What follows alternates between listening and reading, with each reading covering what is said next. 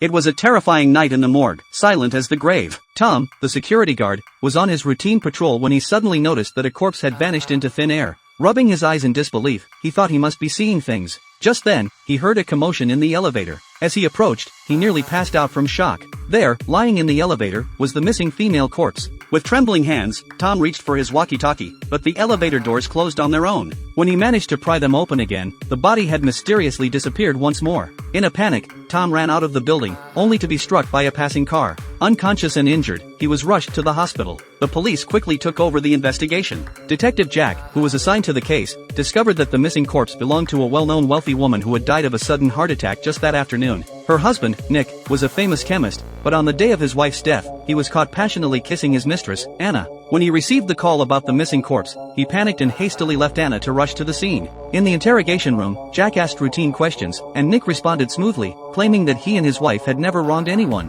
While Jack stepped out, Nick secretly called Anna, asking her to go to the hospital and inquire about the security guard's condition. He immediately deleted the call record after hanging up. The medical examiner then asked if Nick's wife had any pre-existing conditions. Nick confidently stated that she did not. When he heard the examiner's conclusion that her death was likely caused by a heart attack, he visibly breathed a sigh of relief. This unusual calmness raised suspicions among the police, but without evidence, they could only detain Nick temporarily. After being held for a while, Nick grew impatient and demanded to go home. At that very moment, the entire building suddenly lost power. In the darkness, strange noises emanated from the morgue. Nick followed the sounds and discovered an iron box on his wife's storage locker, containing her belongings and an empty sealed bag. Even more terrifying, someone had opened the adjacent locker door. Using his lighter to illuminate the space, Nick nearly collapsed to the ground. Hidden inside was the bottle of medication he had been giving his wife. How did this damning evidence end up here?